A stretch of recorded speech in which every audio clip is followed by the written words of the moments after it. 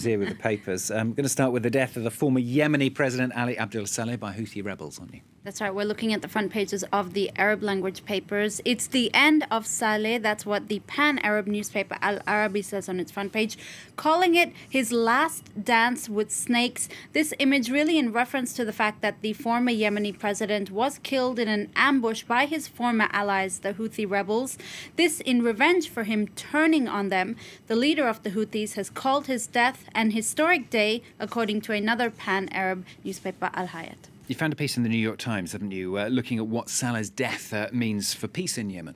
Well, the New York Times explains that he had once run the country like a dictator. All that changed after the Arab Spring uprising, which forced him to cede power and saw the emergence of the Houthi resistance movement. For the Times editors, the best hope for Yemen now is a ceasefire, an end to the Saudi blockade, a negotiated withdrawal of the Houthis, and another attempt at national dialogue. For the Times, at least, the fact that Saleh is no longer in the picture might mean it's an opportunity to, quote, pause and reflect.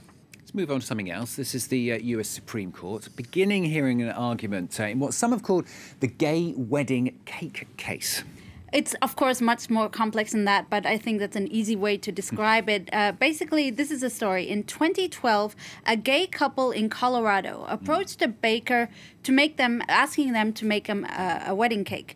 The gay couple, well, he refused the baker, saying it kind of violated his personal convictions. The gay couple argues that it's discrimination based on sexuality. The baker says it's freedom of speech. Here we are 5 years later at the Supreme Court in a landmark battle for LGBT rights.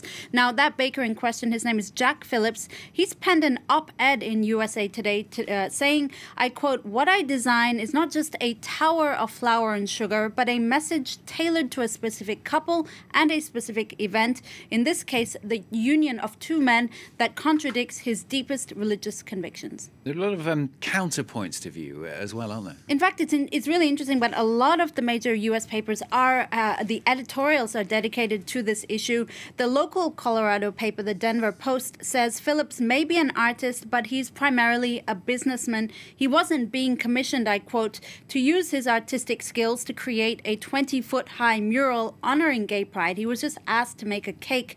His refusal to do so proves that discrimination is real. I'm quoting there. Finally, one writer from the Washington Post says, really, no one is going to win this case because it really could have been solved very easily. The baker could have just refused to make the cake without specifying why. The couple could have found another baker. In any case, the fact that it's now in the Supreme Court means both sides will inevitably lose. Let's stay on the topic of art and politics now. This is an exhibition about martyrs. It's in Berlin. It's drawn criticism both in Germany and here in France as well. That's right. The French newspaper Le Monde explains that a Danish art group has put on this exhibition in Berlin dedicated to martyrs, featuring people like Martin Luther King, the philosopher Socrates. But alongside them are one of the 3 Bataclan gunmen in Paris and also one of the pilots from the 9/11 attacks. The French embassy in Berlin has called the exhibition shocking and condemned this confusion between martyrdom and terrorism. The Berlin town hall, meanwhile, has distanced itself from the exhibition. German press aren't convinced either, are they? Well, the tabloid Bild wonders if freedom of art in this case has gone too far. The paper says there's certainly a difference between risking your life for good causes and executing visitors at a concert hall. For their part, the organizers say the exhibition is about showing how convoluted the concept of martyrdom has become. Going to end on a picture out of Taiwan. Tell us more. Well, 2 Chinese professors are hoping to get into the Guinness Book of Records for what they say was the longest ever rainbow in Taiwan.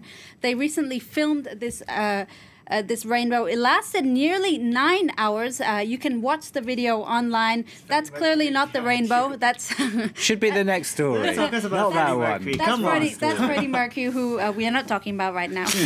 Anyway, this rainbow, it's a picture of a rainbow, so you know what? You can still look at Freddie Mercury. There it is. Excellent. The current record for the longest ever rainbow was clocked at 6 hours 22 years ago in Yorkshire.